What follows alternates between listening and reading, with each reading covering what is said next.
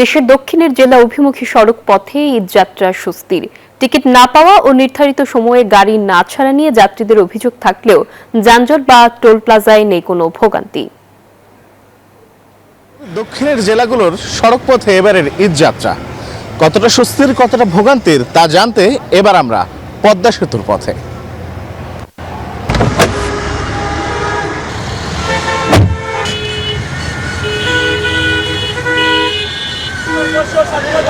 আজ থেকে শুরু হয়েছে ঈদ উল ফিতরের লম্বা ছুটি, তাই ঘরমুখো মানুষ ছুটছে নারীর টানে।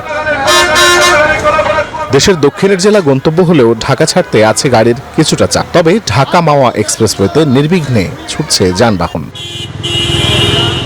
ফরিদপুর ভাঙার উদ্দেশ্যে রওনা দিয়েছেন মোহাম্মদ সেলিম। অভিযোগ টিকিট না পাওয়ার, তাই অপেক্ষা মাঝ রাস্তাতেই।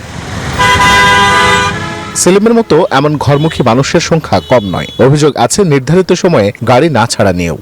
সব মশার বিরুদ্ধে সুরক্ষা দিতে এলো বসুন্ধরা এক্সট্রিম অ্যারোসল। মশার বিরুদ্ধে এক্সট্রিম সুরক্ষা। আমরা সকাল 7টার সময় এই জায়গায় আসছি, এখন পর্যন্ত গাড়ি পাই নাই, আর কখন পাই জানি না। জ্যামের কারণে গাড়ি আসতে দেরি হচ্ছে, এই জন্য কাউন্টার থেকে ওরা বারবারই বলছে যে গাড়ি কখন আসবে আমরা বলতে পারবো না। গাড়ি 8টা বাজে আসার কথা, এখনো আসেন, আমরা 2 ঘন্টা ধরে বসাই খালি। অন্যদিকে যারা টিকিট ও নির্ধারিত সময়ে গাড়ির দেখা পেয়েছেন তাদের গল্পটা ভিন্ন। এছাড়া পদ্মা সেতু টোল প্লাজা এলাকার চিত্র একদমই স্বাভাবিক। টোল আদায় চলছে অন্য সব দিনগুলোর মতন। পদ্মা সেতু দেশের দক্ষিণ ও দক্ষিণ পশ্চিমাঞ্চলের 21 জেলার সাথে যোগাযোগ স্থাপন করেছে, তাই বলাই যায় এবারের দক্ষিণের ঈদযাত্রা স্বস্তির। রিশাদ হাসান, নিউজ 24, মুন্সিগঞ্জ।